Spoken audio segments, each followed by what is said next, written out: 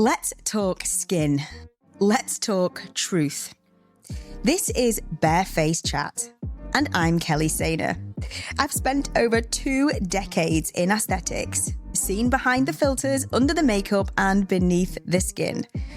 On this podcast, we strip back the noise and get real about beauty, identity, and everything in between. In this episode, we talk trauma, we talk truth, awakening, identity, and sisterhood. We talk about healing and how 2 women became the best of friends in a cold waterfall. Because skin isn't just skin, it's your story, and I'm here for it. I'm Kelly Saynor. Are you ready for some barefaced chat?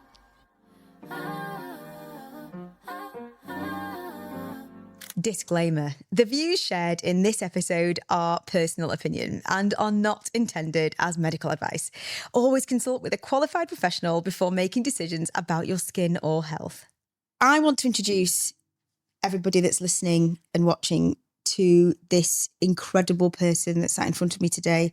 I know that during this session, I will laugh and cry in equal measures because I've never had a relationship with another woman, not just from the retreat, but we didn't know what to expect before we got there. And we formed a connection that is just, I didn't think you could do that. You meet women but you have your friends sort of set. You meet some people, but they never become a part of the circle that you want. And I want you. Sounds weird. I want you too. It's not that kind of session. Anyway, let me introduce you in the way that I feel I need to introduce you to people that have never met you, because they need to hear about your background, because you're so interesting and you've done such a lot, let alone write a book. I mean, who just like, I've written a book. So it's just, yeah, amazing. Just well done you. But I want to tell everybody why. So every now and again, life throws somebody at you who makes you feel like home. And even though you've only known them for 4 days at this point and spent most of that time crying, laughing, healing and plunging into waterfalls. And that's exactly what happened when I met today's guest on Caroline, who is my coach's retreat.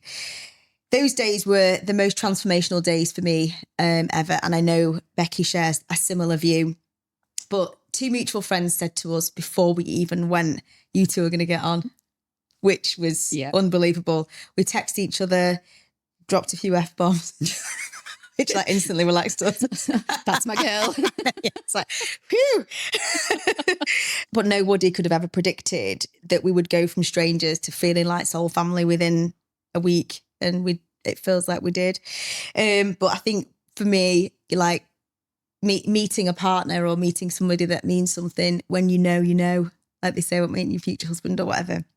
And I never thought I'd say that about another woman or another human that has only just come into my life, because life doesn't teach you to do that. You have to hold back, you have to wait, but that's not what that ceremony was about either, that retreat. It was about being open to everything. And that's what you did.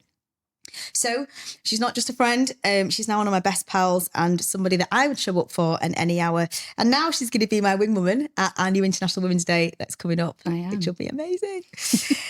So this is Becky. She's a trauma-informed transformational coach, copywriter, author, and one of the wisest, warmest and funniest, most spiritually plugged in women that I think you will ever meet. She helps people unlearn people-pleasing, which is something that I've lived my entire life, understand the trauma, find their voice, and finally make themselves feel like themselves again, which is what you have done along your journey.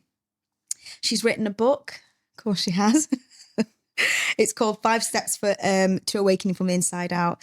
And it's the roadmap that she wished she had earlier in life. And she speaks her full truth in it and allows everybody else to find their truth. But not only that, it all started from a Psilocybin ceremony that cracked everything wide open for you. Today, we're going to be talking about trauma, truth, awakening, identity, sisterhood, and what it means to become true soul sisters. Thank you so much for joining me. You're amazing and inspirational, and you don't realise who you are. Well, thank you so much for having me. And God, what an intro. Blimey. I feel very emotional right now. You're amazing. I think, but right back at you. So all of that, like, I completely agree that especially when you're in your 40s, you get to middle age, it's hard to meet new friends. Yeah. It's hard. You've got your little tribe already. To meet somebody who you just connect with, literally from the first text. I was like, this girl is like the person. Yeah. And then when we got in the car, literally, 2.5 hours to the retreat, we just didn't stop. You had my whole life from birth to 44. Which I loved, because that's what I when I meet somebody I want, and you kind of get a bit let down when they just go, no, I'm good. We'll stop there. Yeah. You didn't stop there. No. We went the whole 9 yards, which I was like so thankful for. Tell me about the retreat. We'll get into it in a bit more into a bit more depth, but that's where we met. Yeah. So what took you on it? I know Caroline handpicked us, but what made you? Because you've done retreats. Mm-hmm. What was it about this one? Something just called me to it. You know, I'd done a lot of work beforehand. I've been to different retreats, but it felt like it dropped in at exactly the right time for me. I'd gone through a bit of a journey. I'd lost some friends that maybe weren't quite aligned, which was really hard. And I felt a bit lonely. Yeah. It's a bit lonely when you go through a bit of a journey and a healing journey. And when Caroline called me up, and this is before she'd even really organised anything. Yeah. She just said, I'm thinking of doing this. What do you think? I'd love you to be there. Wow. It's a VIP list. Wow. And I was like, oh my God, I'm in there. Yeah, I'm in. I didn't even have to think about it. Have my money. Yeah. So that was really it. And it was transformative. Yeah. There is no other way to describe that 4 days that we spent there other than we were meant to be there. Those people that were there were meant to be at the retreat. I mean, everybody says, don't they, at that retreat, still, these women, we all get together online and whatever. And it still resonates. Yeah. Like, and Caroline said it was like a spiritual big brother. Yes. And I kind of know what she means, because we were so cocooned and I had no expectation whatsoever. You were like a seasoned pro for me. I was like, she's done retreats before. Like, this is new for me. What do we do? What do we eat? Can we have Prosecco? To be fair though, I had done retreats, but this felt on a different level. Yeah. You know, I'd done retreats with, you know, maybe friends or even on my own. Yeah. But this felt like a different level. It felt like a real sort of soul, this is my tribe now. Really? This is it. This is what I've been looking for throughout this journey of craziness and like I say, losing people and changing and being up and down. And it just felt like, it felt a little bit like I'd been stuck on a mountaintop going, where is everybody? Oh my gosh. And then suddenly, there they are. 100%. This is what I've been looking for. Kelly was what I was looking for. Girl, I honestly, like, when you'd been a season pro, like, there was another girl there, Vicky, and she was like, I've never done this before. What do we do? And I think we're all a bit like that. But because you had done a retreat, but then I don't think this retreat you could have put you didn't know what to expect. No. Any retreat, I suppose. Because we didn't really get told, did we, what was really happening? No. So for me, it was like, okay, holding space for myself. Mm-hmm. You'd learn you were like, no, it's fine. I feel all right, actually. I'm okay. And we said on the way there, do you remember? I was like, do you not feel guilty? And I'm like, well, I used to. But actually, this is time for me as well. And that allowed me just that like, relax. So thank you for that. You know, when we talked about in the car, like because you were like, I'm just going to say it. It was where, you talked to me about your beginning, and the beginning was the Psilocybin ceremony. Mm. Let's just unpack that because this is big for you. Yeah. It was huge.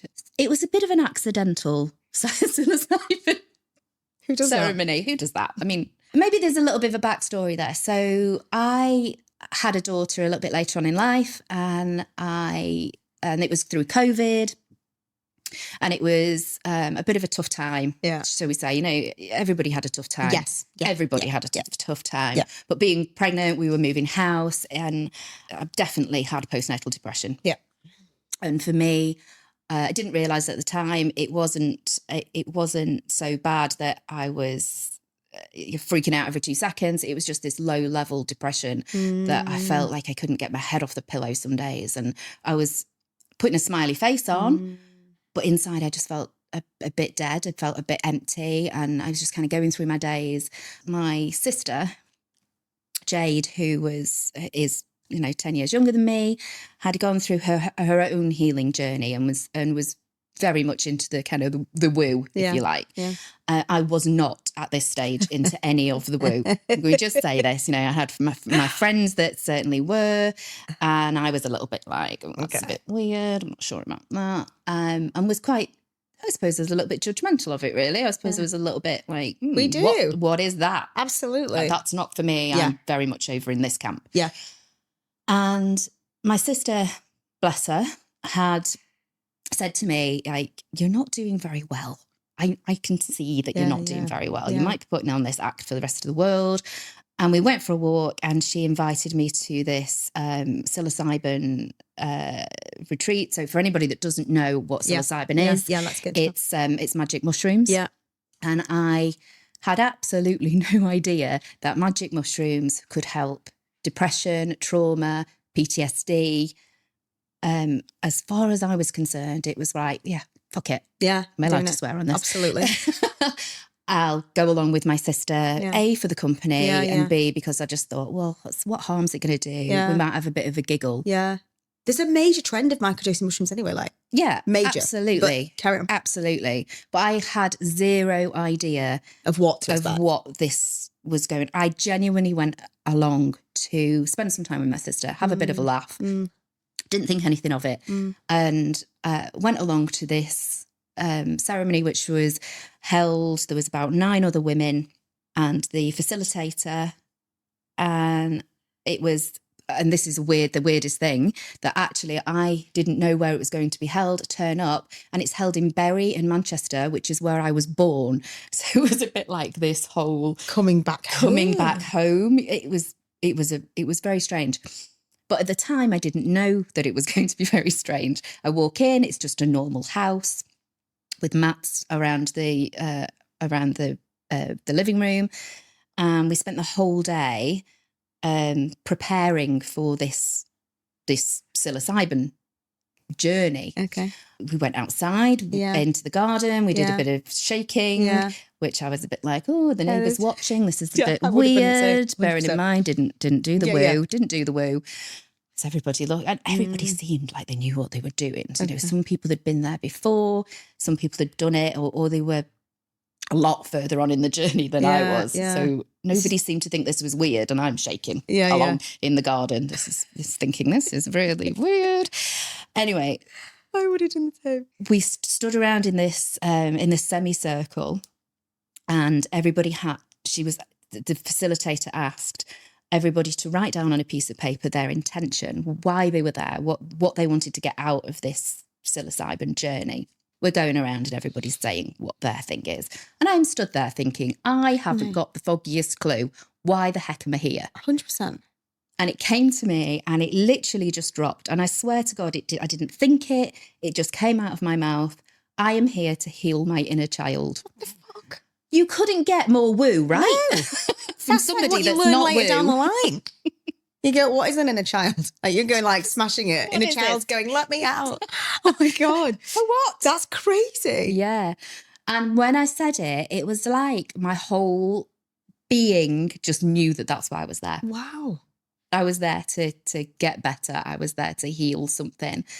It was just the strangest sensation of, that wasn't me talking. That was what I now understand your higher self to be. Oh my God. It just dropped in. This is what blew me away when you told me the first time. I fucking love this story because it still gives me goosebumps.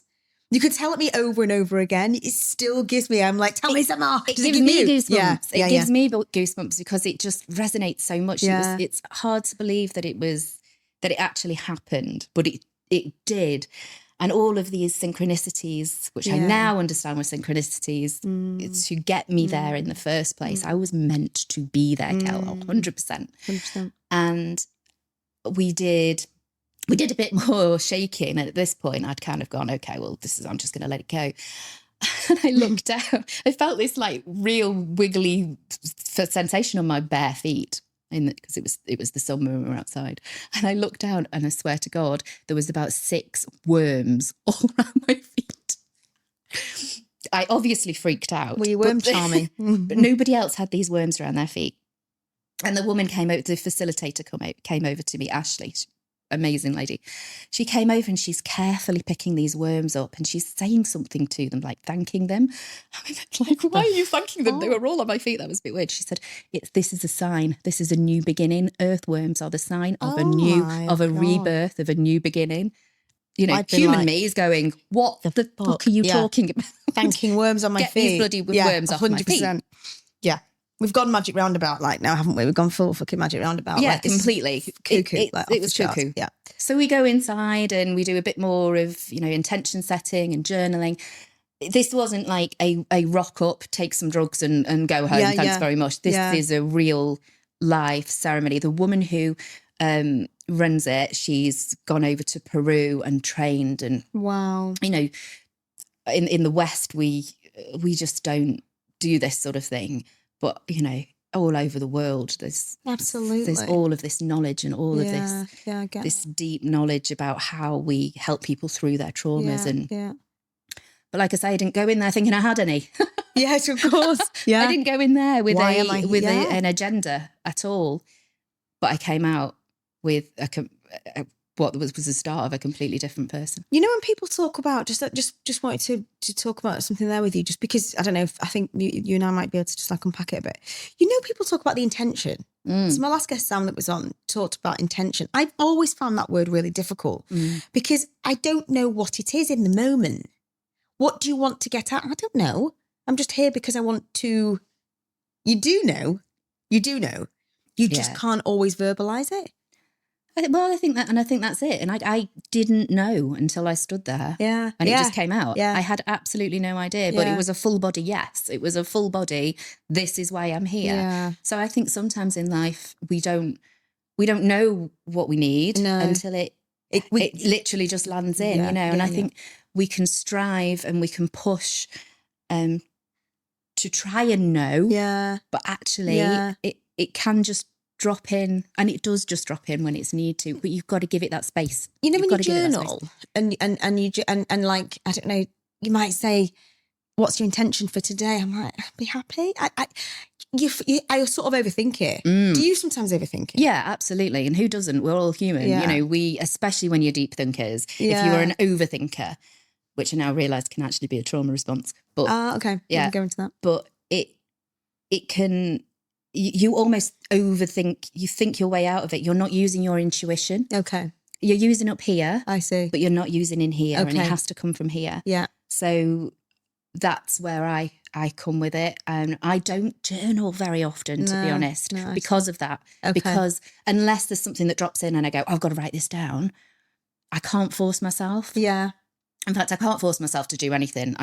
I am so ADHD in that sense. Yeah. Like, I have to just do it at the moment that it's there. So true. I'm just not a very organised person in that sense at all. So true. Oh my God, that's so interesting for the both of us. Like, how interesting, the psilocybin ceremony. I would love to do something like that. At that moment then, when you talked about you inner child, did you know that was trauma? No. When did you know that you had suffered with trauma? And there's something that you suffer with, that other people suffer with that they don't understand, which is CPTSD, isn't it? Yeah. And that's complex. That's right. Okay. So can you talk a bit about what trauma is? Yeah. So there's a really famous quote from a guy called Gabor Mate. And I hope I'm saying his name right. Yeah, I think he's amazing. He's incredible. And his quote is, trauma isn't what happens to you. It's a result of what happened. It's a result of what happens inside you. Okay. Yeah. As a result of what happened to you. Yeah. So to unpack that a little bit further, it's not the trauma itself. Yeah. It's about your reaction to it. It's about the protection, the mechanisms, the humanness of the stuff that happened inside you as a result of that. And so it's what it leaves you with as a person. Okay, I see. Yeah. Okay, that makes complete sense. people that are suffering with or have been through traumatic experiences, they can unlearn that, right? Or is it about living with it? You're never going to forget. Okay. Well, I say you're never going to forget. I forgot for a long time. You said something really interesting on the retreat, and you said something like, I was walking around not knowing who I, like pretending. Yeah. How did you say it? You said it was so interesting. You'd forgotten who you were, like living a sort of lie. Yeah, definitely. I had so many traumas, I think, that you lose the sense of who you are at your core. Yeah, yeah. It was like I was wearing masks, constantly wearing masks. This person needs me to be that person now. Right. That person needs me to be that person in that sense. It was like I was constantly picking up this mask, putting that one down, putting this one, this person, and you lose... I didn't have a strong sense of self. Right. Okay. That's really interesting. And that is what CPTSD can do Okay. to you. Okay. You're living, but you're surviving, you're not thriving. Got you. So some people would just be in constant survival. Yeah, absolutely. Yeah. And that was how I was for a long, long time. Gosh, that's exhausting. Absolutely exhausting. I didn't realise that is what was going on for me. Your brain is incredible. It's an incredible thing. It tries to keep you safe no matter what. Mm-hmm. If you've had traumas, usually in your childhood, in your adolescence, that you have not had the skills to be able to process because you're too young, what your brain does is it puts those traumas to the back of your brain. Of course. It exiles them, basically. It can't possibly deal with them all the time. Absolutely. It can't function. So the way to keep you sane and alive is it hides them away. It keeps them away. But what happens is it never fully goes. Unless you've processed them and you've worked through them, it's always sitting there in your subconscious. Okay. And throughout life, what happens is something will come along and it will trigger that memory, and your very clever brain will go, we can't go there. We cannot go back to that memory. She's not able to cope, because what happens is, let's say you're 6 years old, something happens to you, 7 years old, something happens to you. That trauma memory stays at that age. It doesn't know you've got any older. It doesn't know that you're now a 44-year-old woman and is able to cope. It just knows that it can't ever let you remember what's really happened. I see. So what happens in that sense is that it will come in and it will give you a lot of protectors. So it will, we can't let her go back there. We're going to make her drink. We can't let her go back there. We're going to numb her out by smoking, drinking, watching telly, scrolling, overeating. Yeah, doing drugs, whatever it is. Yeah, whatever it is. And I was all of those things. Overthinking. If you're overthinking, you can't ever remember. If you're plugged into something all of the time, if you're walking on the field, but you can't ever do it without a podcast in. I see. If you can never just be with yourself, you're never going to remember. Oh, God, that's so interesting. It's so clever. And we can't beat ourselves up for our brains doing that, because all they're trying to do is keep you safe. Your brain doesn't care about happy. Yeah. It cares about safe. Okay. Yeah. And so when happy is something we induce. Happy is something we induce. See. Absolutely. Right. Okay. First and foremost, your brain and your body are there to keep you safe. And it thinks that if we go back there and we remember those things, you're not safe. Right, I see. And that must come from really, really early, like ancestral caveman days, where all we cared about was safety, right? Absolutely. Okay. Yeah. So it's a really innate response. Yeah. We just go safe, shut down, whatever, and then our response to take over. That's so fucking fascinating. I remember doing some training, and one of the things that we had to learn about communication skills was when the other person played their tape. So there was like parent tape, an adult tape, a child tape. And I thought it was interesting because if you understood which tape you were in, you could then respond with the opposite tape or like go into, I think like if somebody goes, no, you might sit in your adult tape and say, actually, or if your response is to just instantly go into adult tape, the other person kind of reacts as in a child, like they'll play their own child tape. Is it a similar thing with us as humans then? Are you stuck in can you be different things? Like, is that adult you in a child you? Like, yeah, absolutely. Absolutely. So the way that I look at it is, like I said before, whenever you're triggered to something that reminds you of a memory of when you were 6, 10, 14, you behave like you did or like you would. Yeah. You go back to your inner child. Yes. Yeah. Which is why you might, so if you ever overreact and afterwards you think, oh God, why did I do that? Yes. That's because you've gone back. Yeah. You've gone back to 6, 10, 14 years old. Okay. Your brain that part of your brain hasn't learned that you've grown up now and you know how to cope. It just reacts. It's a reaction. So we're all children basically in adult bodies. Well, absolutely. Because we are, aren't we? You know, if we think about the oak tree doesn't lose the fact that it was ever an acorn. No. It's been different ages and it's had different environments affect it throughout that time. And the way that I look at it is we have these. So a modality that I'm learning at the moment is called internal family systems. Yeah. And internal family systems works on the basis of we're born and we are whole, we are pure, we have no traumas. You know, you might have had a birth trauma at that point, but you know, in general, we are your core self. Yeah. And then as we age, you're certainly in childhood, we then learn our attachment styles. Yeah. So, for example, like my biological dad left when I was 3 months old. My attachment style was, well, people leave. Yeah. People leave. Yeah. And whilst I, of course, couldn't remember that at 3 months old, it doesn't mean that it's not stored within your body and your brain. And, you know, people leave. Yeah. That's that was a core belief of mine. Yeah. And as a child, you don't see that as somebody else having issues.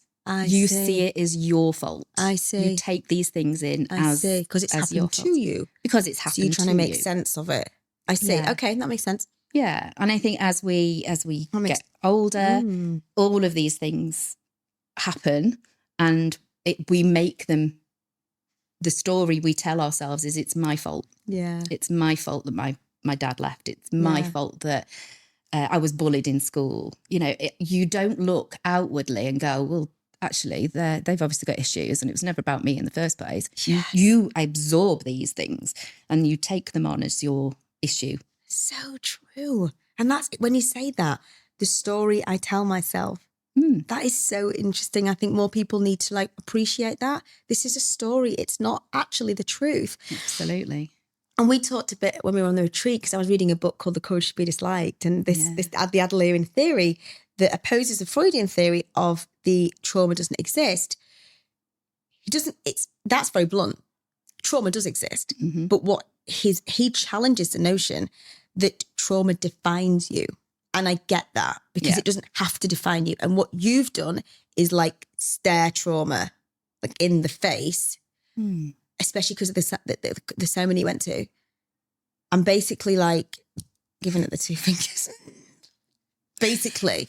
Yeah, I think what happens during a psilocybin ceremony, and I'm not saying, by the way, that if you've got trauma, a psilocybin ceremony is the answer. You know, there are so many other modalities that you can try if psilocybin isn't your thing. It just happened to be my thing and it happened to work for me. So you went, had this experience, and then did you go, did you know what it was? Did you know what you had to unlearn? You were there to heal your inner child. No, I didn't know.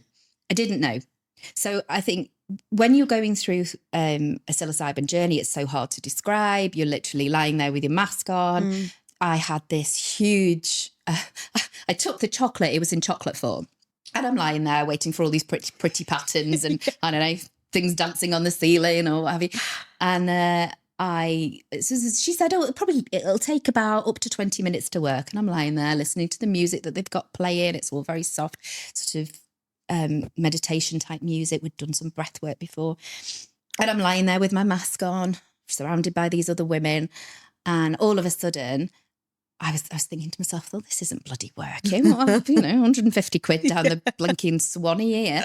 And the next thing I knew, I had this huge flash of white light behind my mask, to the point that I was like, has somebody just taken a photo? But I wouldn't have seen it. It was a big, thick mask.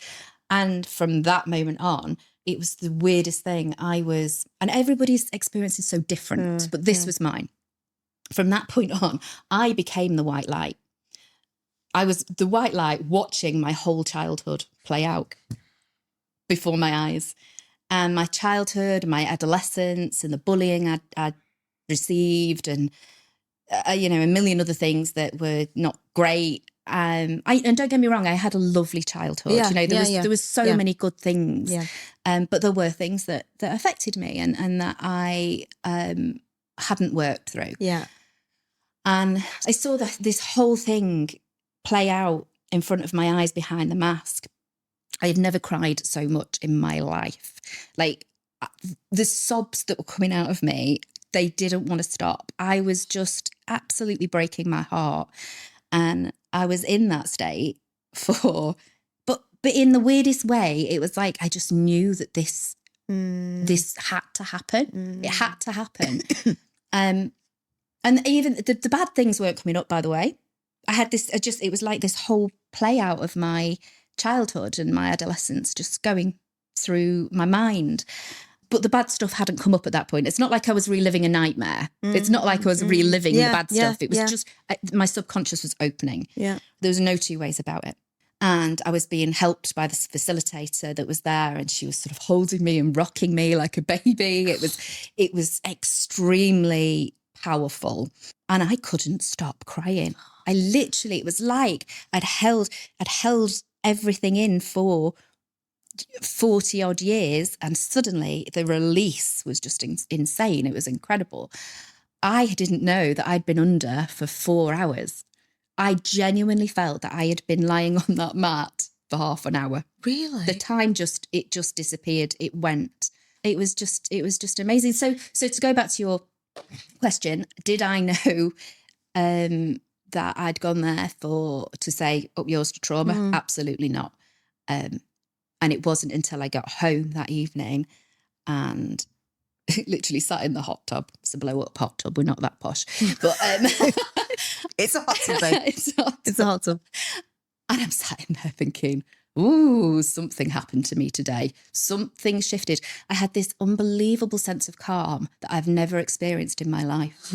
I've never experienced anything like it. I just sat in this hot tub and went, something cracked me open today, and I have no idea what happened there. I think a week later, I literally just sat there in my living room and remembered stuff that I had been suppressing for decades. God. For decades.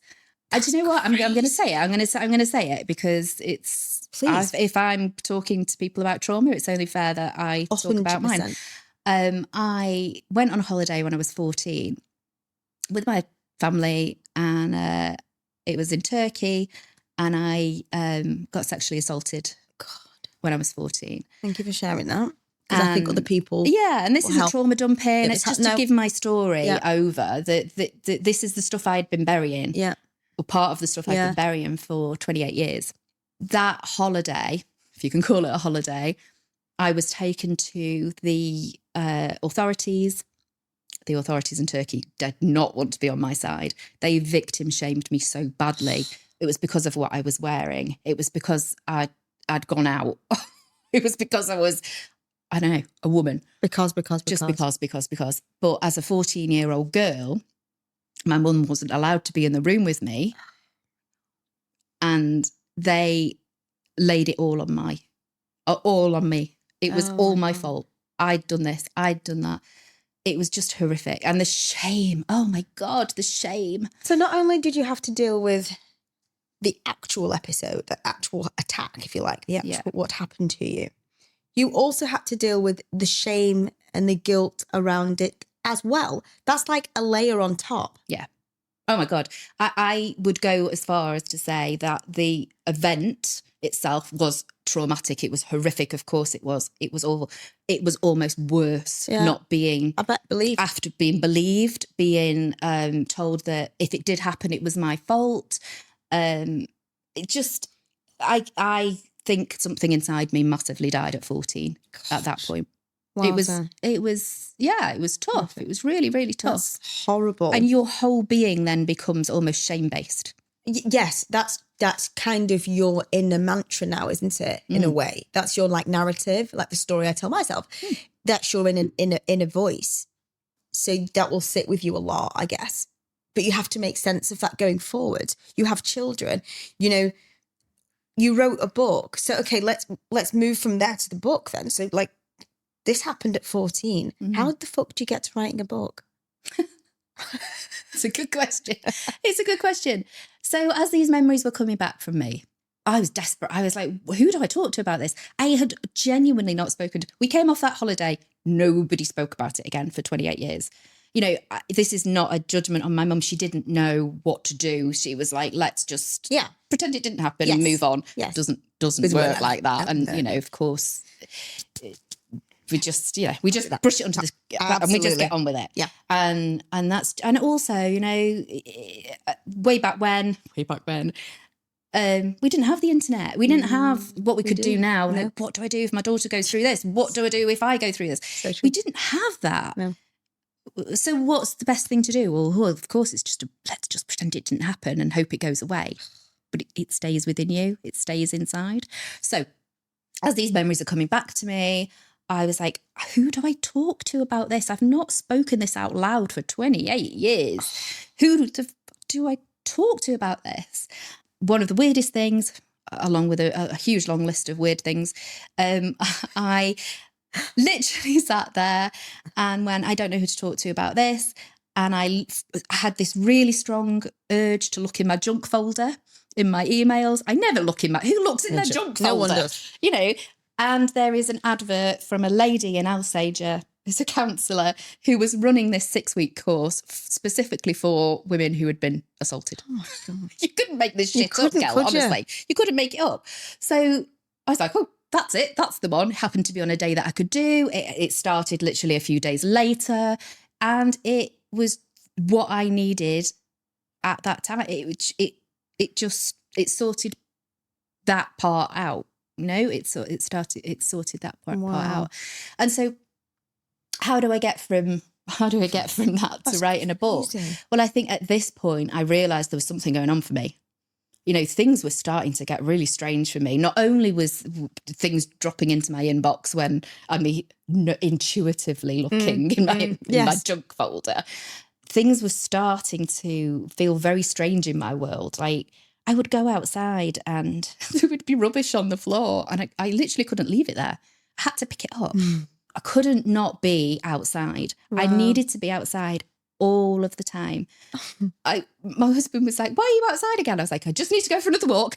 I needed solitude. I needed time to just be on my own. And things were really starting to shift and memories were coming back to me. Not just that, but so many other things to look at and heal and deal with. Gosh. And for me as a writer, which is what I've always done, if something feels uncomfortable and I need to work it out, I write about it.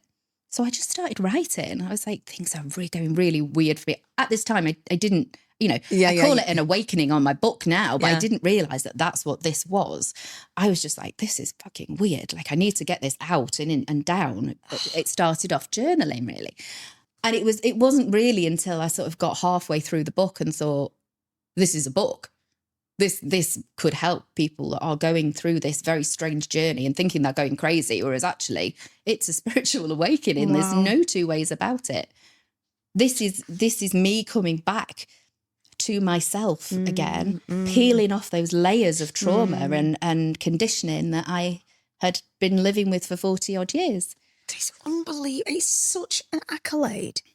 Like, it's such an accolade. I cannot wait to actually read it. At what point did you add in trauma coaching? That's only been a kind of a new thing. A new thing. not a new thing, Ish, but I think it's always been that. What I realise now is that the whole journey of my life has been leading up to trauma coaching. I'd just not known it. You know, everything I've gone through, everything I've healed, everybody I've met. You're all here. As I think everybody is in life, once we get onto this path, to teach us something, to put us exactly where we're supposed to be.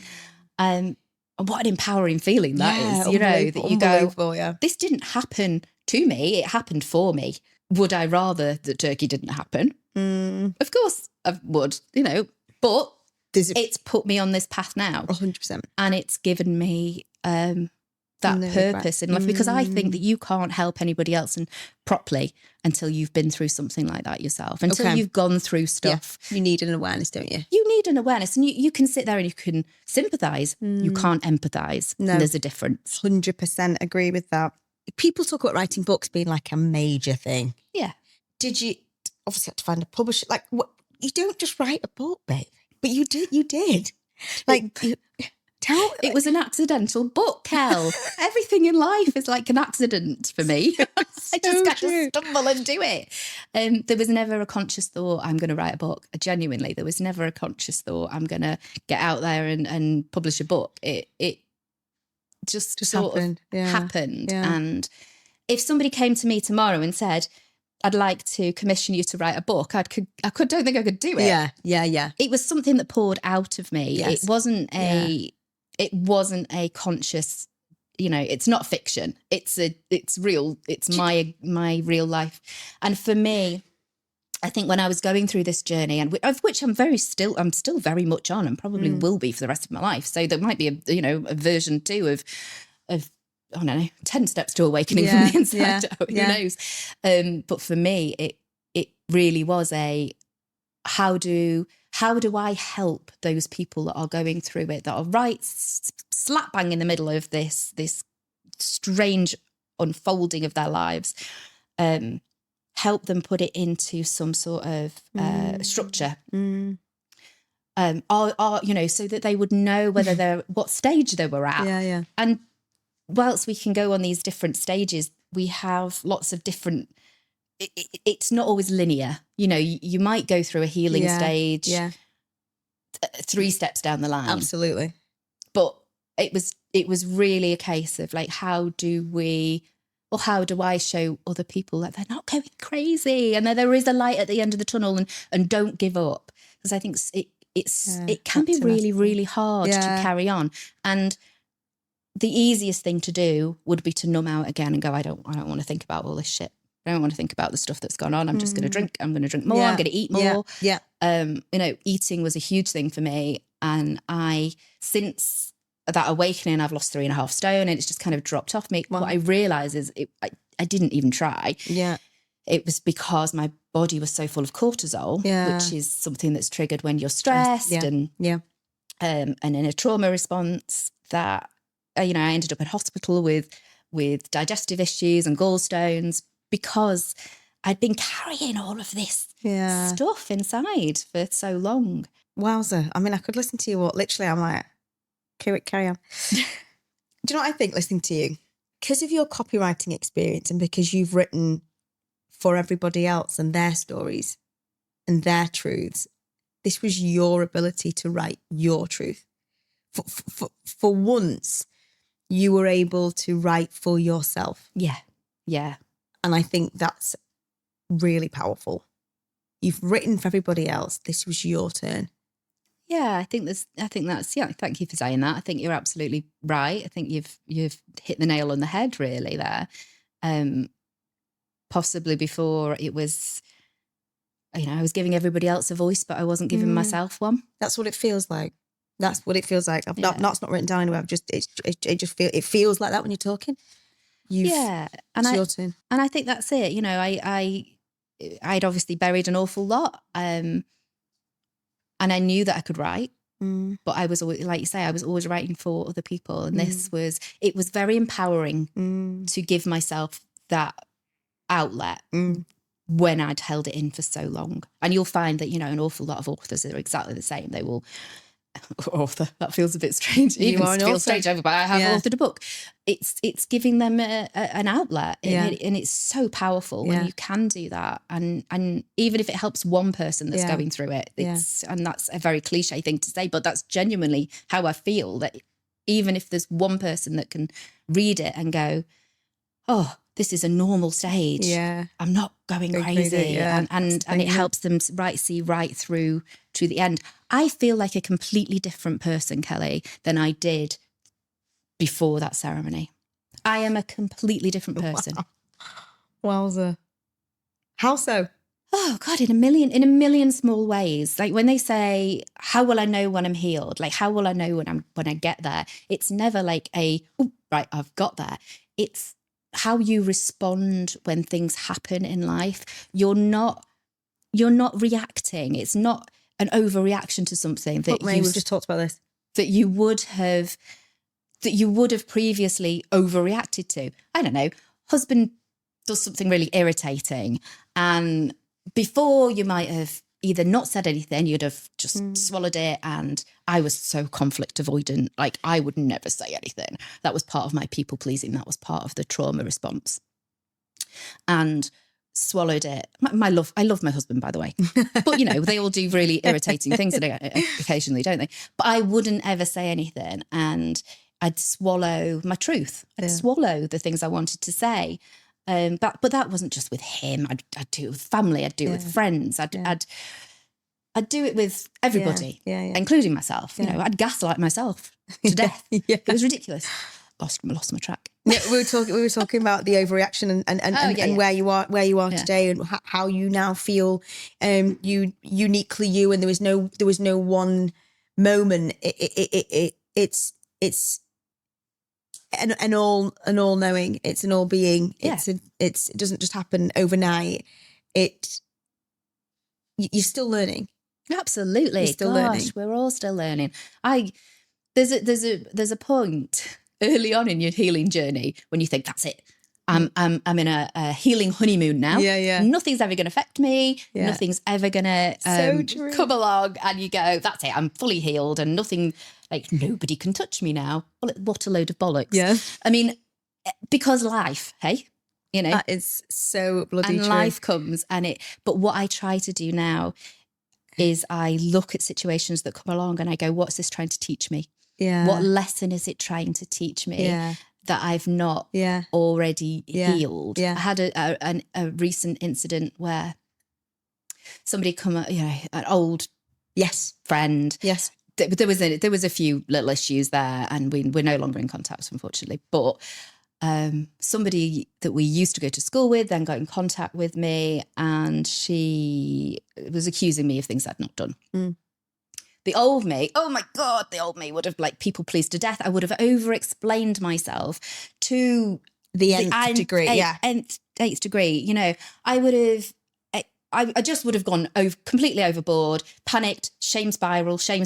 Oh my God, make myself small. Don't go there.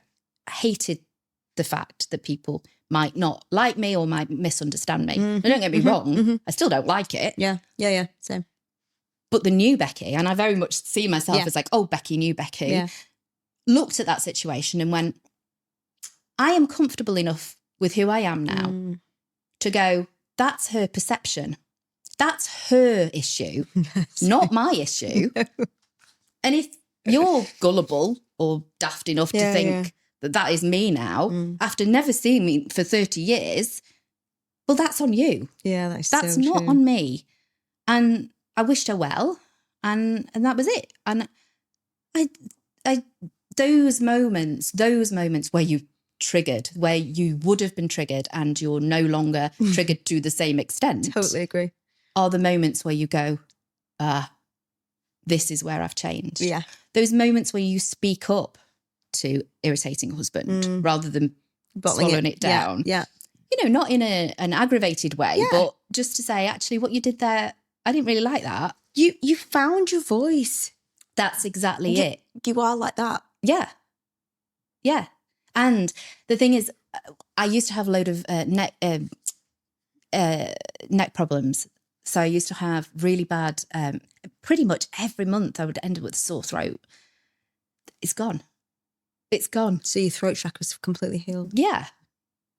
That's unreal. And I've completely found my voice now. I don't like conflict. I certainly wouldn't go out looking for it. I would still avoid it if I can do. But that's part of life. You can't avoid conflict. You can't avoid living. And that's what you're doing when you're constantly people pleasing, when you're constantly looking outside of yourself for the answers. And you're constantly looking at other people to validate you and what you're doing. You are always going to keep yourself small. There are 8 billion people on this planet. Not every single person is going to like you. Yeah. That's really uncomfortable. For me, that is really uncomfortable. There are people out there that don't like me. I know that's really hard to believe. But once you can get comfortable with that, the life just kind of opens. I agree. I think that's what's changed me as well. Yeah. I didn't realise. I thought I was here to be liked by everybody. Yeah. Because that's what gave me pleasure. Genuinely. Yeah. I would get at my actual, endorphins to be like, oh my God, it made me feel amazing. That would be my,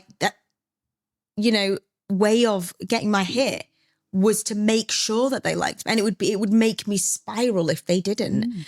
And I'd be left questioning and left wanting and left needing and all this needy and all that sort of stuff. So that resonates with me so much. And I think any people listening that are trying to, for want of a better word, going through transformation, trying to understand, make sense of things. You've just helped people make sense of things by talking about your story, by allowing people the ability to give themselves a minute, take a breath. You're not overly precious about who you are. You're not a dick. You are totally in tune and you gave me a minute to be completely me by you being completely you. And I think, when you'd been to spirit halls and stuff, and you were saying that these things happened to you, this inner minute that you got, an inner newness, wasn't a moment. I don't know. I'm trying to thank you for being genuinely you, because that gives other people the ability to be genuinely them.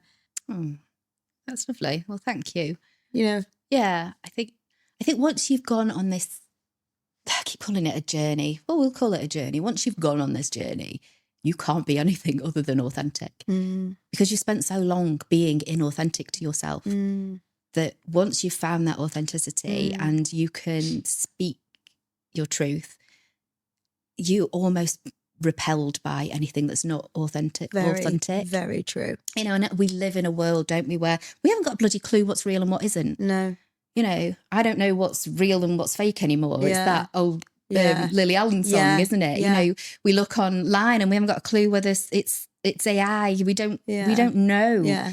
But people really do know. Yeah, and we're coming into an age where, and I know Carol Ann talks about this a lot, about we're coming into an intuitive age. Yeah.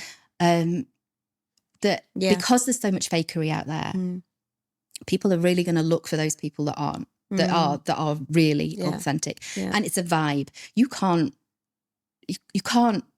teach authenticity. That. No. You can't teach it, and you can't fake it. Yeah. You know instinctively when somebody is being themselves. We talk about vulnerability a lot, don't we? And I am totally up for everybody being vulnerable and just being themselves. And I think that is what we really need to do more than ever. We hide behind masks. We hide behind projections of, so-and-so's done this or so-and-so's like that. And actually it's all a projection of what's really going on in here. So true. So true. The world that I'm in then, this real sort of juxta between fake and real. How do you, we all came as very, very different individuals when we were on the retreat. How do you feel about Botox and fillers and the spiritual world, if we can ever even just for me, it's human, spiritual, they've blended, they're blending all the time. But it's a real juxta for some people. I can understand where you're coming from my point of view. I can only speak from my point of view. If it's going to make you feel better, fucking do it. Absolutely. Like, we need something that's going to make us all feel better. But I think it depends on where it's coming from. If it's coming from a place of insecurity, I need them to think I'm okay by the way I look. Yeah. That's not the place to do it. Yeah. If you're coming from this is going to make me feel better. Absolutely. Inside, give a shit what anybody else thinks. 100%. That is you're coming from a different place. Yeah. It's coming from for me, would I ever have Botox? Yes. But there's a but. Yeah. I think for what I'm going to go and do, which is trauma therapy, I need people to read my face. Absolutely. I need people to see that I have lived through something. Absolutely. And I want people to see the lines in my face. I want these lines. I've fucking earned them. Totally get you. Do you know what I mean? Yeah, I love that. So never say never. Yeah. But right now it's not for me. Would I judge anybody with it? Absolutely not. That is, that is completely up to them. But I would say, have a look at your reasons behind it. Are you doing it for everybody else, or are you doing it for you? That's one of the questions that we ask. Yeah. And I think that's one of the questions that perhaps sets me apart. Yeah. Because I don't just take a needle to somebody's face.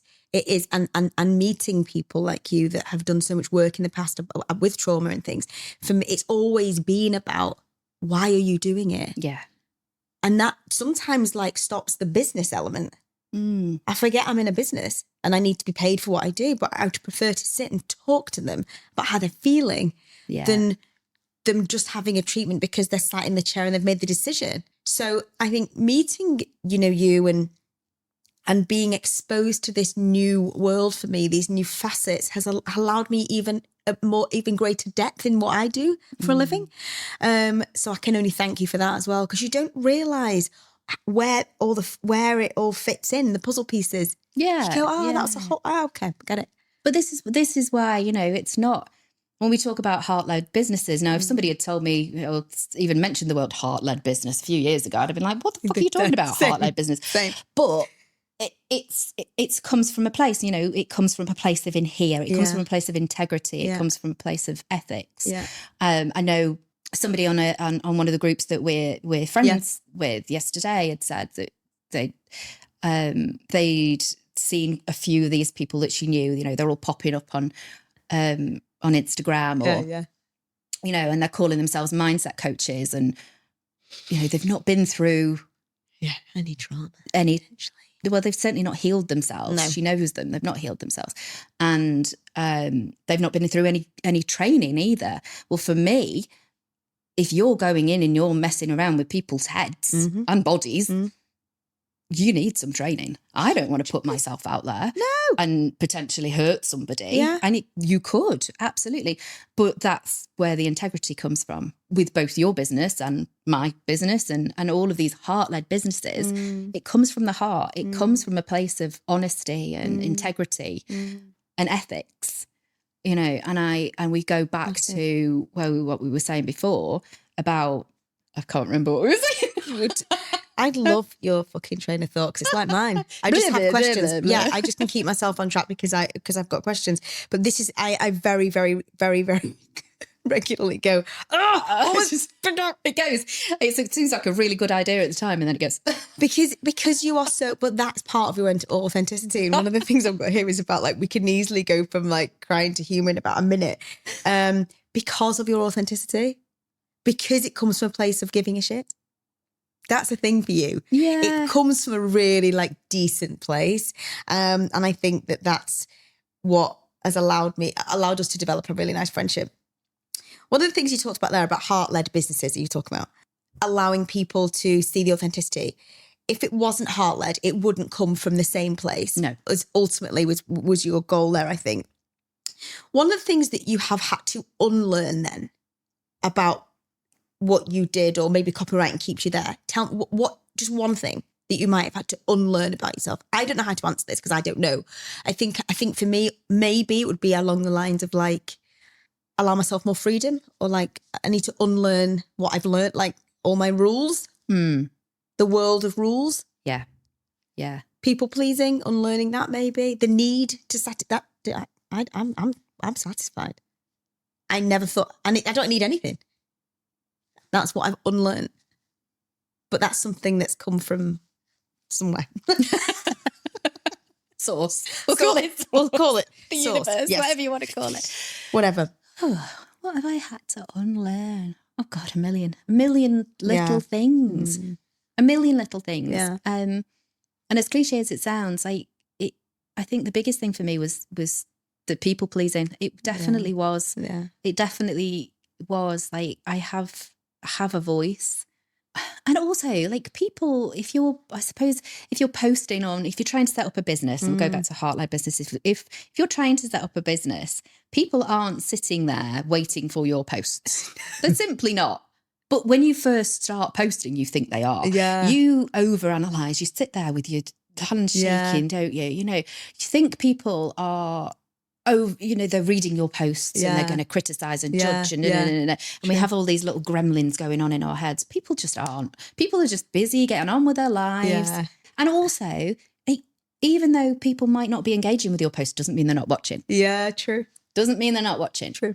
You know, we get so tied up in the analytics of it, don't we? Yeah, you know, how many likes have I got? How many, impressions?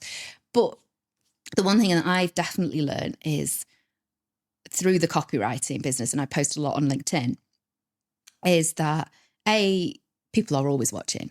You know, I have people constantly go, I love your posts. Well, you've never engaged. Yeah. You've never seen.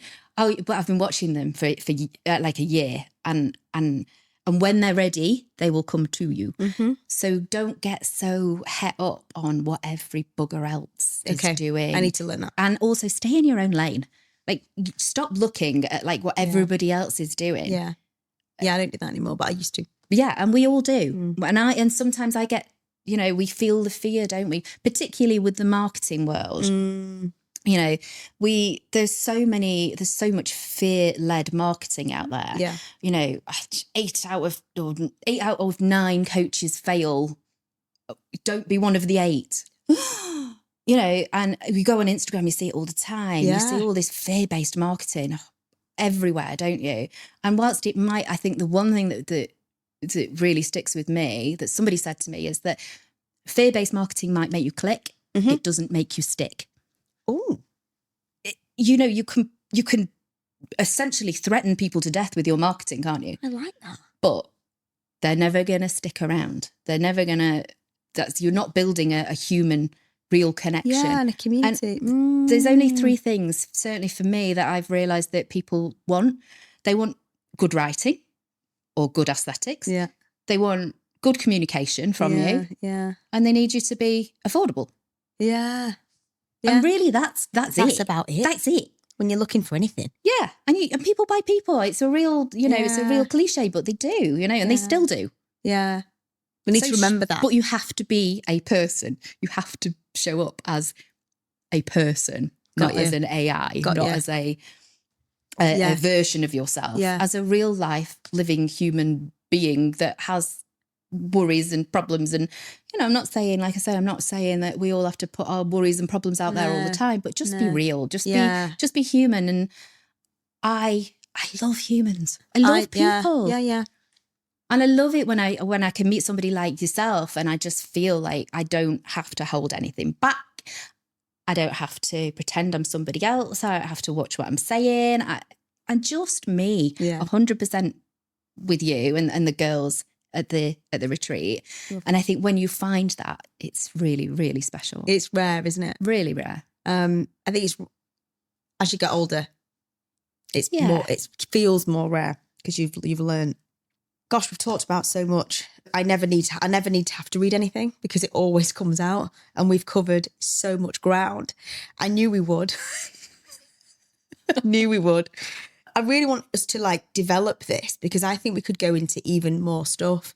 I think we could go really deep into allowing people that are listening to, come on the retreat with us, talk about what that meant. I think we could really go deep. So I want us to do a part 2 where we go into the book, where we talk about the retreat, where we talk about, I think that would be great. Yeah. And I think we should do that in the next session, because I think this is definitely, I feel like we've got stuff to talk about and allow people to have their moment based on what we've experienced, because this is new for us. This is new territory. And you don't think you're going to get new territory when you're 40 odd. So it's really exciting when you do. One of the things that we say towards the end of our session is about Reddit style prompts. And one of the things I wanted to talk to you about is during your trauma coaching, what stuff that you've learned. You know the book, The Body Keeps the Score? Yeah. Have you read it? Yeah. I've not read it, but I've read bits of it. We've just been talking about like people asking questions on Reddit about what they might have listened to us or what they're asking. And I think this is fascinating. So somebody's actually said, how do I stop people pleasing when the guilt is unbearable? I think it's a really good question. And you've just got to realise that the guilt is there for a reason. Okay. Like, you have developed this way of keeping you safe by never using your voice. I see. And it is a protection mechanism. Right. And anything that keeps us or removes us or puts us, out of our comfort zone is always going to feel uncomfortable. Yeah. And there's no way around that. I'd love to be able to say that there is a magic wand that you can ping and the guilt goes. It doesn't. No. But just because you're feeling guilty doesn't mean it's the wrong thing to do. Okay. That guilt it's inbuilt in us. Yeah. And we are learning a different way of being. And I will say that just like anything, the more you do it, the easier it gets. Okay. That's a really, really good response. Really succinct. And I hope that helps somebody listening, because let's face it, we've all been there. We've all had that moment. We've all felt that way. Another question that I thought was really interesting, especially really pertinent to you, is how do you trust your body after after trauma? What trauma does is it separates your mind and your body. So I very much was all in my head. I didn't do anything with my body. I ignored and pushed down any feelings that were coming up in my body. Anxiety would take over, but I ignored it, if you like. And so for me, it was about getting to know those feelings that are inside of you again, not ignoring them. They're all, so when we feel anything in our body, it's a way of being able to notice it. Okay. And not push it down. Yeah. Like, what is it trying to teach me? Yeah. It's a teacher. Yeah. When we're feeling anxiety, for example, what would we go and do? What most people would go and do? They'd eat, they'd drink, they'd Yeah. It's a case of sitting with it. Yeah. That's fucking hard for some people. It's really hard. It's really hard. The reason we've got all these coping mechanisms, by the way, is so we don't have to sit with it. Yeah, I know. Caroline constantly says to me, sit with the emotion that you're feeling in the moment. I'm like, how do we do? I don't want to sit in sad. I don't want to sit in I'll sit in happy, but I don't want to feel that feel today. And who does? Who wants to feel that feel? But until we feel it, we can't. We have to go through it. You're right. We completely have to go through it. Yeah. If we constantly push it aside, all we're doing again is self-abandoning. Yeah, you're right. Fleur said something to us. Do you remember when we did the cold water dip? Fear, we cannot go over it. We can't go under it. We can't go around it. It's like that book for the kids. You have to go through it. Yeah. You have to go through every one of those feelings that is making you feel fear. Yeah. And when I did that with you, and that was the most powerful event I think I've ever done, that female camaraderie, that female empowerment, all those words that you start thinking, ugh, it's true. Yeah. And it bloody works. And it's so powerful. But that, exactly as you're saying, that what trauma does to you, you can't ignore it. Because that's how you get to healing, Yeah. the journey of. Yeah. There was a point for many years, and this is going to sound very strange for people that have never experienced it. It's something called disassociation. And it's where you've been through some really traumatic things, and whenever you're triggered to that event, you essentially dissociate from your body. And it feels like your body isn't even yours. You're in a bit of a dream world. And this would happen to me a lot. And I just thought it was who I was. And I had no idea that other people this wasn't happening to people all the time. I see, because it was normal to you. Because it was normal to me. Yeah. And So when that trigger happens, could be even a little thing, even a smell, but because it's one of your senses, you're not necessarily. My body used to go into this sort of dreamlike state. I would almost detach from myself. That has not happened since my healing journey, by the way. That is completely fine now. It's a case of, again, recognizing when those senses are coming up. What's wrong with me? Like there was a few months back where something happened. My real biological dad got in contact. And that was quite a big trauma, you know. That was a big thing. Reopening stuff. Yeah. And I did meet up with him and it was fine. I got the answers I needed. But what I realised is during that period of us being in contact, I started to dissociate again. Wow. I started to feel numb. I started to think, what the hell is wrong with me? Am I going back to where I was? And I hadn't made the connection of this feeling in my body and this feeling in my mind and my biological dad getting back in contact. Wow. And what I did is I booked myself away for the weekend on my own. I went and stayed in a shepherd's hut on my own and did some journaling and trying to work out, like, why am I feeling like this? The old me pushed it down, overate, drank, did everything to not feel that feeling. But what I did this time is I purposely took myself away for the weekend on my own. That's ballsy. I knew I needed it. I knew that that's what I needed because I couldn't allow myself to get ill again. I couldn't allow myself. Okay. It was too and healthy, so by the end of that weekend, I very much made the connection of this doesn't feel safe for me. I see. And that is why my body is reacting like it is.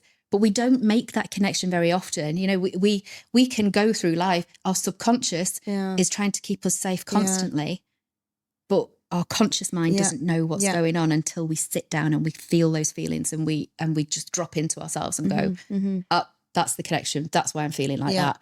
This is what I need to do about it. And I came away from that weekend going, I got the answers I needed from him.